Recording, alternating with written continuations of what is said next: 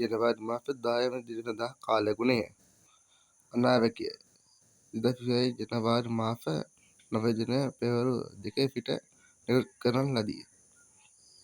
නිට්ටික බෙන්ගාලු බොක්ක මුහුද ප්‍රදේශයේ පවතින යොමුරු පීඩන අවපාතය 2020 ජනවාරි 9 දින පෙරවරු 1 වන විට මඩකලපුව සිට කිලෝමීටර් 160ක් පමණ නැගෙනහිර දෙසින් පිහිටා තිබුණි. එය වයඹ දෙසට ගමන් කරන හෙට 2020 ජනවාරි 10 දින පෙරවරු 11:30 පෙරවරු 5:30 අතර කාලයේදී ත්‍රිකුණාමලය සහ යාපනය අතර ශ්‍රී ලංකා වෙරළ තීරයක හරහා ගමන් කිරීමට බොහෝ දුරට ඉඩ ඇත.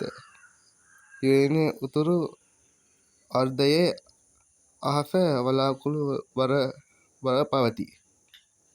උතුරු පළාතෙත් අනුරාධපුර සහ ත්‍රිකුණාමලය දිස්ත්‍රික්කයේ විටින් විට වැසි හෝ ගිගුරුම් සහිත වැසි ඇතිවේ. උතුරු පළාතේ ඇතැම් ස්ථානවලට මිලිමීටර් 100කට වැඩි තද වැසි ඇතිවිය හැක. වයඹ මධ්‍යම නැගෙනහිර සහ ඌව පළාත්වලත් පොළොන්නරුව ත්‍රිකුණාමලයත්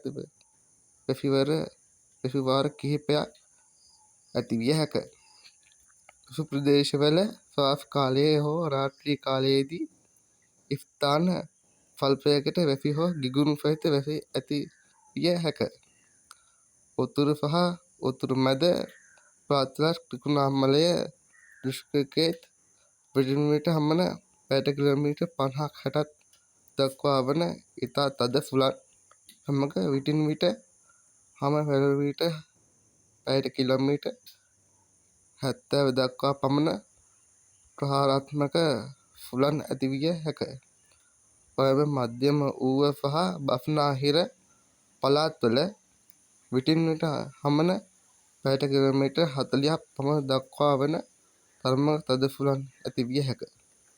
ගිගුරුම් සහිත වැසි සමග ඇතිවිය හැකි තාවකාලික තද සුළං වලින් සහ අකුණු මගින් සිදුවන අනතුරු අවම කර ගැනීමට අවශ්‍ය පියවර ගන්නා ලෙස ජනතාවගෙන් කාරුණිකව ඉල්ලා සිටිනු ලැබේ.